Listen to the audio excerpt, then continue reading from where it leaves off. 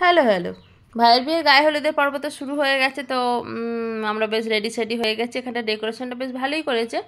গায়ে হলুদের যে সমস্ত নিয়মকানুন মোটামুটি হয় সেগুলো সবই হচ্ছে, সঙ্গে এখানে বাজনাও বাজছে খুব সুন্দর। তবে বাঁকুড়া ডিস্ট্রিক্টের তো মানে আমাদের হুগলির থেকে নিয়মকানুনগুলো একটু আলাদা, তাই আমাদের বেশ ভালোই লেগেছে অন্যরকম নতুন রকমের নিয়মকানুন দেখে। তো এখানে আমাদের ছোটো বোন এখন দাদার গায়ে হলুদ লাগাচ্ছে, আর এখানে তত্ত্বগুলো রেডি করা হয়েছে, সাজানো হয়েছে। তবে বেশ কিছু তত্ত্ব তখনও সাজানো হয়নি, পরে আর তোলানো হয়নি, কারণ মিষ্টি দই সব কিছু বাকি। আর জিজুর আসতে একটু দেরি হয়ে গেছে, তখন গায়ে হলুদ পর্ব মিটে গেছে।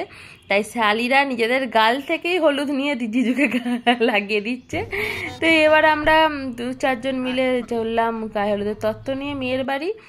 তো মেয়ের বাড়ির ডেকোরেশনটাও একই রকমই করে ফেলেছে ওরা। তো সেখানে একটু আমরা ফটোশ্যুট করলাম। তারপর এখানে ও রেডি হচ্ছে, গায়ে হলুদের তত্ত্ব নিয়ে যাওয়ার পর সেই শাড়ি নিয়েই রেডি হচ্ছে। আর এখানে দুই বোন মিলে বিভিন্ন রকম ভিডিও করার চেষ্টা করেছে, কিন্তু যেগুলো শেষ পর্যন্ত আর কমপ্লিট করতে ভুলে গেছে।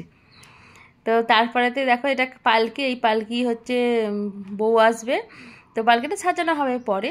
আর মেয়ের বাড়ির সামনেই দেখো কি সুন্দর মন্দির রয়েছে, শিবের মন্দির, বেশ অসাধারণ জায়গা। এই জায়গাটা কিন্তু আমার দারুণ লেগেছে। আর এই শিবটা দেখো গর্ভগৃহের ভিতরে। বিকেলবেলা আমাদের প্রচণ্ড রোদ্দুর ছিল, তার জন্য আমাদের জলসইতে যাওয়া হয়নি।